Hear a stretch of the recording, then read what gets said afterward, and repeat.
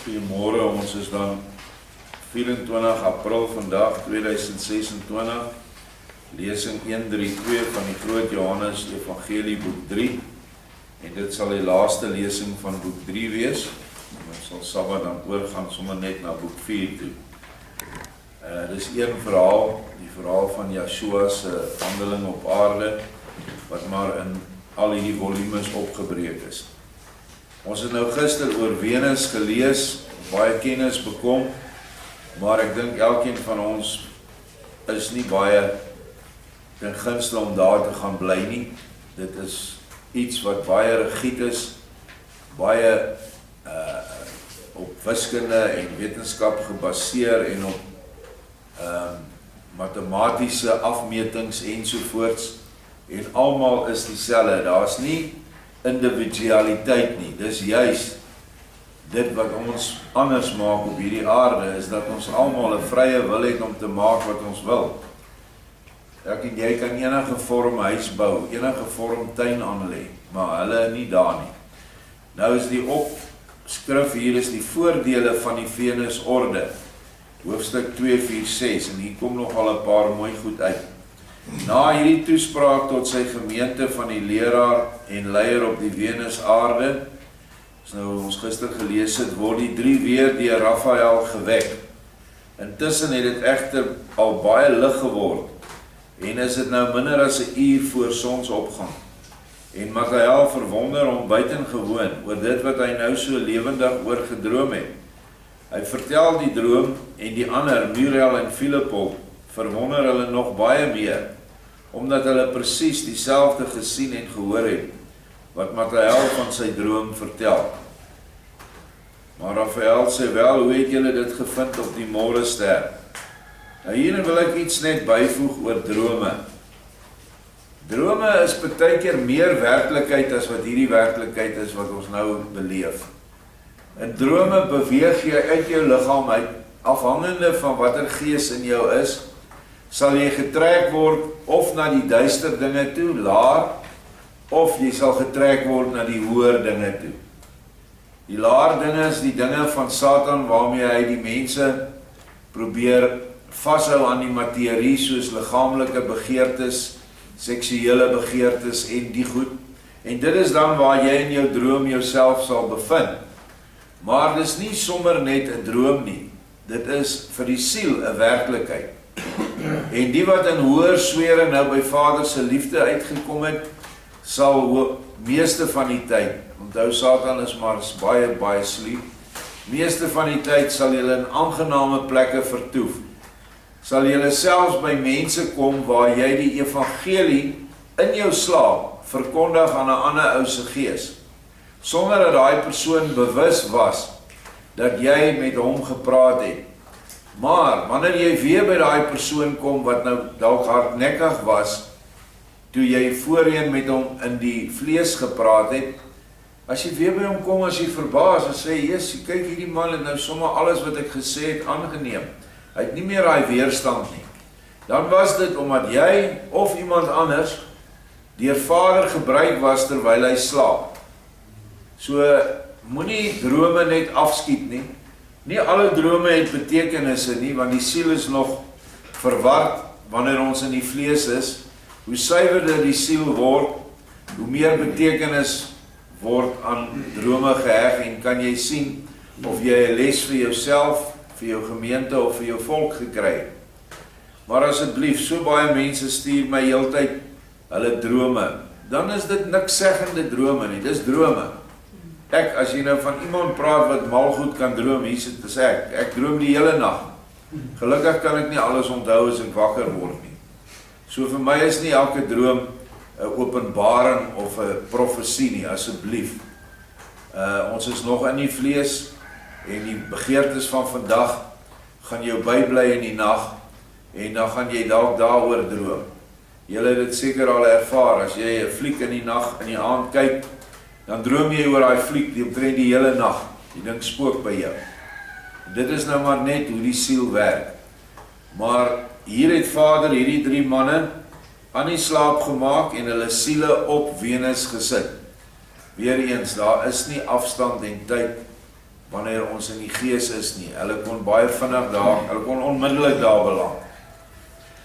Gaan verder, die Mattheel antwoord, ja, as dit werklik die morgenster was, waaraan ek nou glad nie meer twyfel nie, dan beval dit my baie goed. En die mense met hulle leer en streng in agneming van die harmonie, is seker nie dom nie, en moet hulle altyd baie rein van sedes gedra. Want onder sulke omstandighede is 'n sonde absoluut onmoontlik. Onder sulke lewensomstandighede sou ek my egter ondraaglik begin verveel. Ewiglik dieselfde en geen vooruitgang nie. Dit is 'n soort amfibiese lewe. 'n Slak en 'n Venusmens het blykbaar een en dieselfde behoefte.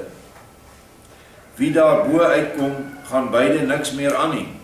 Nee, vriend Raphael, die môrester skyn baie mooi en is vanaf hierdie aarde van ons pragtig om te aanskou. Maar as 'n wêreld met sy mense en ander skepsele, beval sy my glad nie. Dit is natuurlik wel waar dat onder sulke voorwaardes 'n oorlog onder die mense van die wêreld vergoed uitgeban is, omdat daar ook van 'n sonde nooit sprake kan wees nie. Maar ek is eerder 'n egte sondaar op hierdie aarde, as so 'n Venusmens met al hulle sedelike reinheid. So 'n sedelike reinheid kan ook geen waarde hê nie, omdat daarnaas geen geestelike ontwikkeling kan plaasvind nie. Want as die menslike gees daar meer volmaak sou kon word, sou hy deur die simmetriese gedrag en handel van die hele môrester bevolking totaal en al moed verloor het, omdat hy vooruit sou wou gaan, terwyl hy soos 'n boom op sy plek moes bly staan. En dit is wat wette doen. Dit is hoekom Joshua moes die wet deur Moses inbring, want die volk was 400 jaar in Egipte. Hulle het verskriklike verkeerde dinge geleer en verkeerd begin leef volgens die sedes van die Egiptenare. En toe moes hy streng wette kry en hierdie wette toepas vir 40 jaar en dan later in die volk deur die rigters eers en toe deur konings of priesters. Maar die wet kan nooit vryheid bring nie, want jy is heeltyd gedwonge. En daarom moes Joshua die wet se toepassing, se straf, moes hy kom wegvat, want almal het die wet gehou. Want as hulle jou uitvang, daar is sekere wette wat die doodstraf het, of baie hoë boetes. En hulle was nie lus daarvoor nie. Nou doen jy die wet, omdat jy bang is vir die gevolge van die wet. Dit was eintlik baie sigbaar in ons volk, tot hier in die vroeë 70 jare, dink ek, hierdie wet op ontug, die ontugwet bestaan. En die mense het nie lokasie toe gegaan nie. Ek praat nou van ons volk, ek het vrede met al die ander volke wat so toe gaan. Die Afrikaner nasie. Want dit was 'n groot skande gewees in my tyd, as jy berig geword het of die polisie jou daar gevang het, jy is half uitgeban uit die gemeenskap uit. Baie mense het selfmoord gepleeg, of mans, wat dit gedoen het. En toe die ontugwet afgeskaf word, toe kon jy nie tel hoeveel van die dier Mercedes en BMW's staan in die nag in die lokasies nie. Want toe staan nie meer die straf nie. So innerlik wou hy dit nog altyd gedoen het, maar die straf het hom gekeer. Maar op hierdie aarde word ons nie geoordeel omdat ons gehoorsaam is aan wette nie. Ons word geoordeel oor ons innerlike begeertes en die manier waarop ons die begeerte na die verkeerde toe kan onderdruk. En hierdie goed is waarheid. Ek het met vriende gepraat wat hier in 'n Noord-Transvaal, eintlik was hy my swaar gewees, en hy het in die nag wag gestaan in een van daai lokasies daar. Die lokasie se naam was Elim, wat nie te ver van 'n dorpie was, Louis-Trichardt nie. En die mans het daar ingestroom met hulle karre. Hier by ons, in Harswater, hierso by, wat is die plek se naam? Sunset View, net verby, aan die regterkant was 'n plek gewees met die naam Afsaal, is nou 'n lokasie. Die klomp hartbeespoort wit mans het gaan kla dat hulle moet asseblief 'n parkeerarea daar sit en wagte, want hulle karre val vas in die nag daar, by die bordeel. Ek noem hierdie goed as 'n voorbeeld van wanneer die wet opgehef word. En ons het altyd gedink, dit is sleg dat daai wet opgehef word. Eintlik, nou dat ons meer insig het, is dit goed. Want nou wys hierdie mense self wie en wat hulle is ten opsigte van die reinheidsgebod van jy mag nie vermeng nie. Nie jy mag nie egbreek nie, jy mag nie vermeng nie. Jy mag dit wat eg is nie verbreek nie. En jou DNA, jou rassuiwerheid is egtheid. En jy mag dit nie gaan vermeng met 'n ander ras nie, sodat daar iemand daar uitgebore word nie. Dit is die opdrag van die skrif, reg deur die skrif. Ons gaan verder. 'n geestelike volmaakte mens op die Venusaarde sou ook soos 'n boom gelyk het, wat sou kon dink en begeer, maar met sy wortels tog in die grond gewortel moes bly staan. Beste vriend, sê eers vir ons, het die Venusmense dan heeltemal geen gees, geen liefde, geen vrye wil en geen begeertes nie? Hulle moet tog kan dink en tel, omdat hulle leer hulle voor alles die rekeningkunde sorgsaam aanbeveel het. Maar as hulle dit kan doen, moet daar by hulle immers ook een of ander geestelike vooruitgang moontlik wees.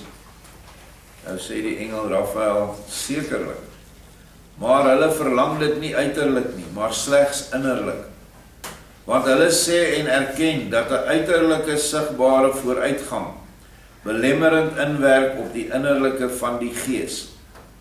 Die uiterlike moet 'n mens daarom so stereotyp en afgebaken moontlik maak. Dit inrig na die behoefte van die liggaam, maar dan ook geen stap verder nie. Want elke vooruitgang in die uiterlike en materiële is volgens hulle 'n agteruitgang van die geestelike innerlike. Nou dis omtrent net omgekeerd van ons hier op die aarde. Ons hou ons so besig met die uiterlike. En ongelukkig is dit so met die vroulike geslag. Hulle grootste vriend partykeer is hulle spieëls. En hulle moet hulle self verander, omdat hulle meeste van hulle nie tevrede is met hulle geskaapenheid nie. Nou ja, daar is mans wat dit ook doen, maar dit is daarom nou nie heeltemal ware mans nie. Maar dit is die dinge wat ons hier baie keer doen, wat dan vir jou negatief inwerk by die innerlike. Ons gaan aan. By die mense wat met die uiterlike te veel versorg, heers in die innerlike die mees gewetenlose wreedheid. 'n volk met innerlike verborge geestelike eienskappe het nog nooit 'n naaiwerige buurman tot oorlog aanleiding gegee nie. Wanneer 'n volk egter sy innerlike geestelike grootheid sigbaar maak, deur eenvoudig uitvoerbare uiterlike dade, wek dit daarmee ook dadelik die afguns van 'n buurvolk, en die oorlog word 'n feit. Nou dat dit by die Venusmense nooit die geval is en kan wees nie, is hulle dan daardeur erger daartoe as die mense van hierdie aarde? Uiterlik is geen mens iets voor op die ander nie, nog in sy gestalte, nog in sy kleding en woning. Daarom word alles slegs volgens die innerlike waarde beoordeel. Ten gevolge van die gelyke uiterlike ontwikkeling, het ook alle mense 'n heeltemal gelyke gedaante, en ook alle mense 'n heeltemal wat deur die altyd gelyke kleding nog meer op mekaar lykend gemaak word, as wat hulle in werklikheid is. Mense wat nie deur allerlei hartstogte verteer word nie, sal ook uiterlik as broeders en susters na mekaar lyk. Hoe meer die sogenaamde uiterlike vorm van die mense egter van mekaar verskil, des te meer is dit ook 'n teken van die innerlike verwardheid, omdat elkeen hom innerlik gerig het na die uiterlike voorkeure, wat egter nooit aan mekaar gelyk kan word nie. omdat die nooit te versadigde, hebsug, nyd, afguns, hoogmoed, trots, arrogansie en heersig van die mense daaraan kleef. As jy 'n groen mantel dra, jou buurman 'n bloue en 'n derde 'n rooie, sal julle gou vanweë die voorkeur vir die een of ander kleur, twis en onvrede kry. As julle egter al drie dieselfde mantel met dieselfde kleur aan het, dan sal dit nie by julle opkom om onder mekaar 'n dom en nikszeggende twis te begin oor die groter of geringer waarde van kleure en vorms nie. En jy sal tyd oorhou om oor beter dinge en onderwerpe te praat, oor geestelike dinge. Dis eintlik die beter dinge. Julle het op die Venusaarde die totale gelykheid gesien van alle mense en hulle gelaatsuitdrukkings. Alle manne lyk na mekaar soos 2 druppels water, en so ook die meisies en die vroue. Oral een en dieselfde vorm, maar op sigself beskou baie mooi en volmaak. Dit is ook baie goed so. Nou ja, ek dink nie dit is so baie goed om daar te bly. Ek dink aan almal van ons wat hier sit, al die mans, selfe lengte, lyk dieselfde, selfe gesigte, selfe klere aan, en al die vrouens dieselfde. Nou vra 'n mens, hoe het hulle dan mekaar herken? Hoe kan 'n kind sy ma herken? Of hoe 'n man sy vrou? En dan kan ons maar net gaan na skape toe, merino skape. Hulle lyk almal dieselfde. Maar daai lammetjie weet presies wie sy ma is. Nog beeste wat net so na mekaar lyk is hierdie bonsmaras. Hulle lyk almal na mekaar. Maar tog ken elke kalf sy ma.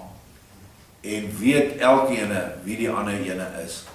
Omdat hulle nie met die uiterlike op die uiterlike konsentreer nie, maar op die innerlike, wat 'n frekwensietype van herkenning is. En jy raak as kind aan jou ma se frekwensie geheg, en jy sal haar tussen 100.000 mense wat net so sy lyk, sal jy haar dadelik herken, want die twee goed trek mekaar aan. So dis hoe dit op daai wêreld werk, maar is nog steeds, is dit vir my baie saai om te dink ek moet daar bly.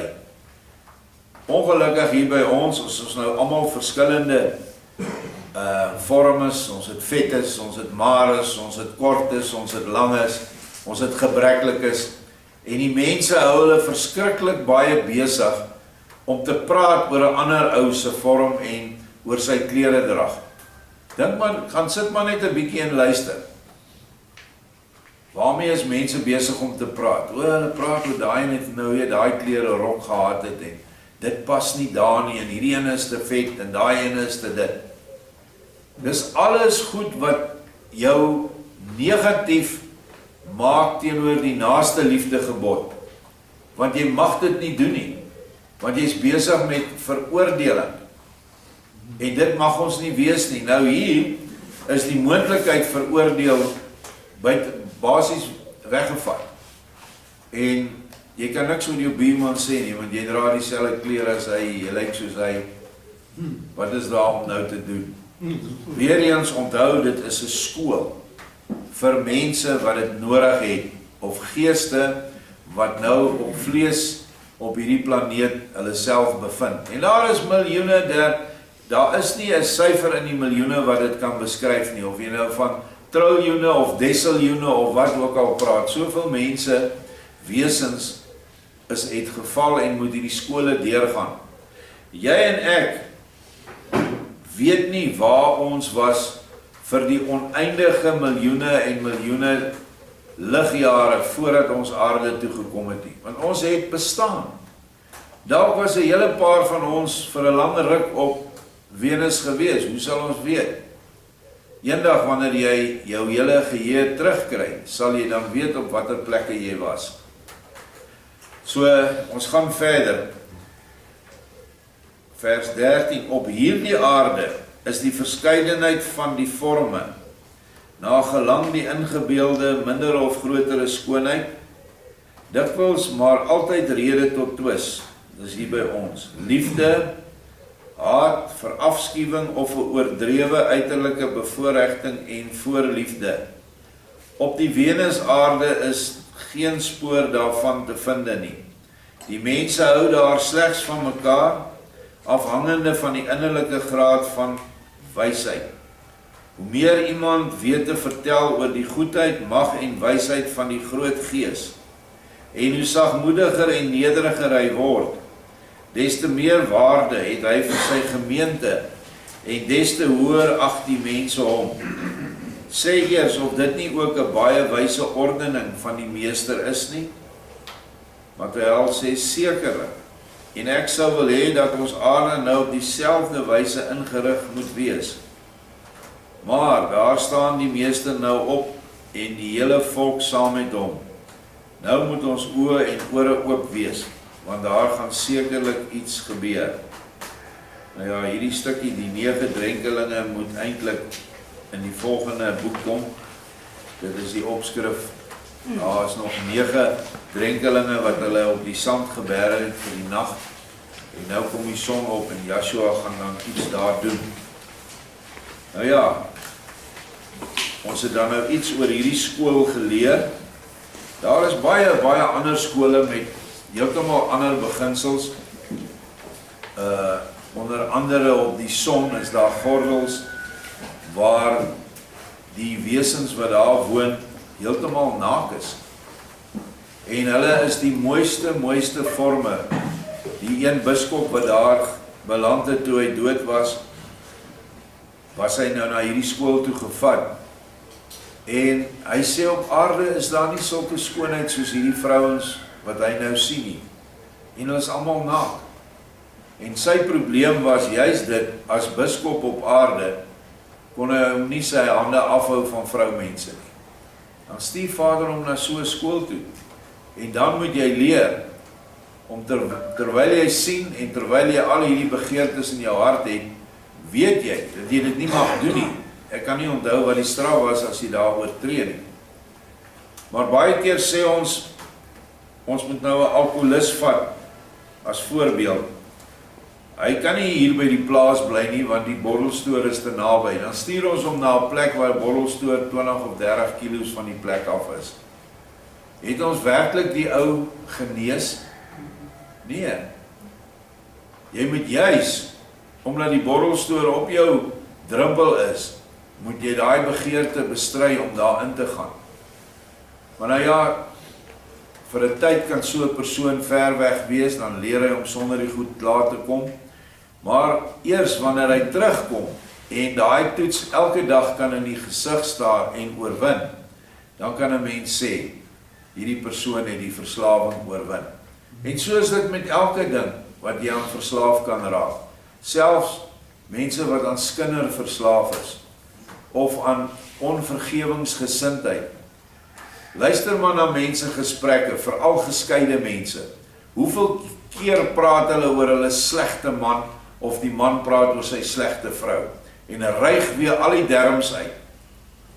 Daar is definitief nie vergewingsgesind vir wat ook al daar gebeur het in haar huwelik nie.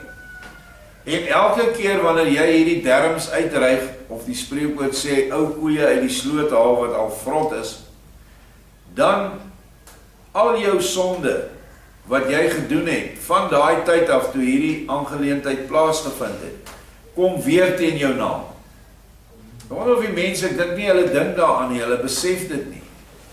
So, jy nou hoeveel duisende kere, as dit nou, kom ons sê 10 of 20 jaar gelede gebeur het, hoeveel keer het jy al vergifnis vir jou sonde gevra en dit gekry, tot jy dit weer optel, en aanhaal en met lekker vermaak vertel hoe ek hom op sy plek gesit het, of haar op haar plek gesit het. Al daai goed behoort tot die verlede, en daai goed moet ons uitkry uit ons gesprekke uit, want almal van ons het 'n verskillende lewe gehad, nie soos hierdie Venus mense nie, wat alles dieselfde was nie. En baie keer moet mense, juis vanweë 'n persoonlikheidsgebrek, moet hulle vir die mense vertel eintlik hoe taaf hulle is, en hoe niemand met hulle speel nie. En dit is 'n vorm van eie liefde, en dit dryf teen die gebooie van die liefde in.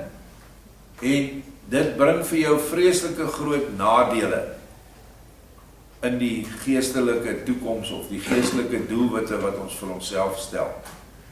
So ons moet altyd let op ons gesprekke. Daar's iewers 'n skrif wat sê in Jesaja dat ons nie besig moet hou met sinnelose praatjies op die Sabbat nie. En as ek nou net daai norm moet kyk en ek kyk wat die mense praat oor, waaroor hulle praat op 'n Sabbat, dan is dit net oor sinnelose dinge. Hier gee hy vir ons op hierdie bladsy waaroor ons moet praat. Hoe meer ons weet te vertel oor die goedheid, die mag en die wysheid van Yeshua, en hoe sagmoediger en nederiger ons word, des te meer waarde het ons vir ons gemeente. En dis nie goed wat ons doen nie. Ons is besig met ons werk te praat daaroor. Ons praat oor ander mense. Ons partykeer beskinder ander mense. Dit terwyl die Sabbat geëer moet word deur net oor die Vader se dinge te praat. Want daar is soveel te praat oor sy dinge, want ons het soveel kennis bekom. Maar nou ja, ons is nog steeds mens, en ek wys nêrens vingers nie, ek is self skuldig daaraan. Jy bevind jou in die gesprek, en dan neem jy deel aan die gesprek. Maar ons moet 'n fokus reg kry, en dis wat hierdie lesing vir my sê, dat met al hierdie eentonigheid wat hulle daar leef, in hulle innerlike, is hulle dalk baie, baie nader aan Vader as enige een van ons. Maar kindskap kan hulle nie daar kry nie, hulle kan wel, hulle sterf, en as hy heen gaan, dan gaan hy na 'n ligter sweer toe. So kom ons sê, hy het nou vleis, liggaam soos ons, as hy sterf, dan word hy 'n geestelike wesen. Nou daar is grade van geestelike wesens, en dit vind jy op die spesifieke plekke waar hulle heen gaan. Byvoorbeeld op Venus, op Saturnus, is daar 3 ringe om daai planeet. Jy kan dit met 'n goeie teleskoop raak sien. En daar is 7 maane om daai planeet. En elkeen van daai ringe is 'n geestelike plek waar jy hoër en hoër kan gaan. En elke maan stel elkeen van daai 7 geeste wat op die kandelaris voor. So as jy nou sterf op Saturnus, maar jy het 'n probleem met geduld gehad, jy was die mees ongeduldigste mens. Maar jy was nie te sleg nie, maar die geduld het vinnig kwaad geword ensovoorts. Dan gaan jy na een van daai maane toe waar die geduldsengel, gees, jou dan onderrig gee. En dit is dan ook 'n gedwonge onderrig, wat ook nie baie lekker gaan wees nie.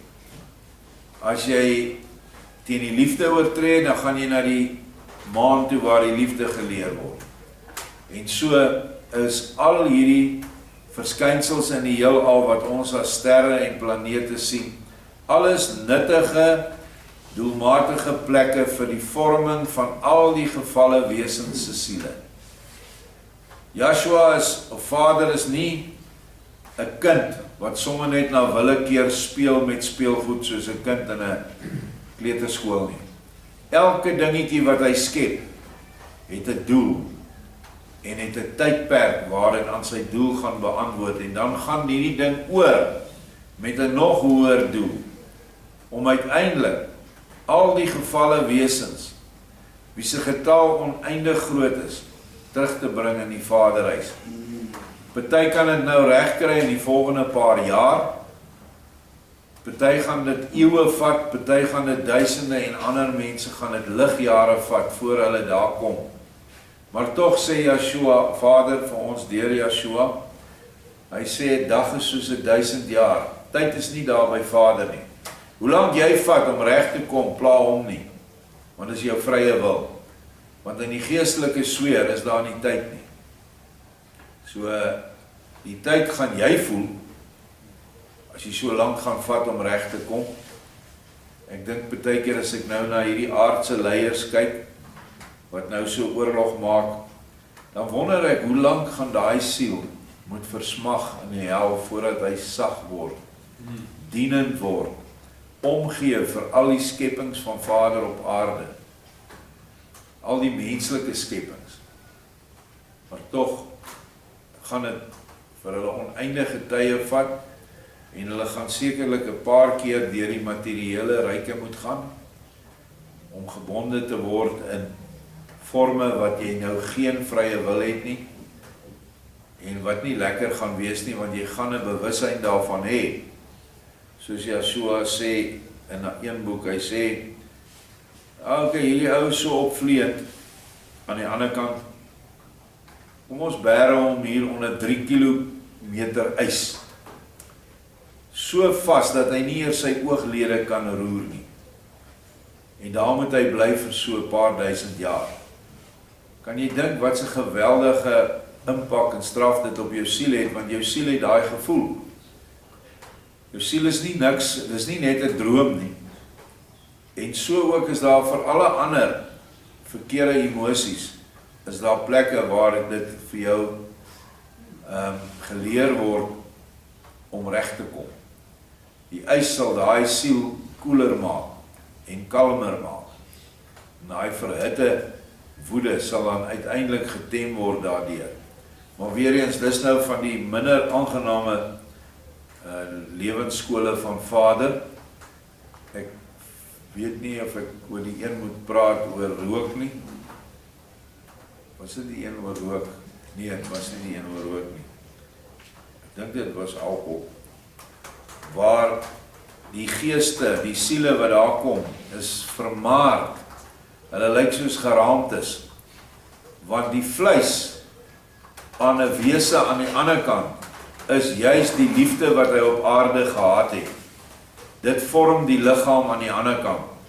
As daar net 'n geraamte is, dan beteken dit hierdie arme siel het ontsettend arm aan die ander kant toe gegaan.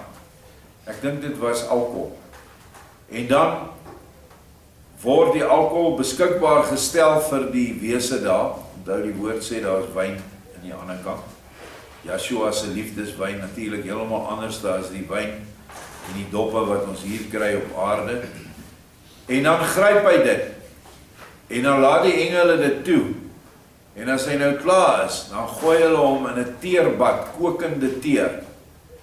En as jy dink dit is hier waar jy die gevoel van, jy kan nou al dink hoe brand so 'n teerbad vir jou, dan in die ander kant is dit baie honderde kere erger, omdat die siel baie fyner is aan die ander kant.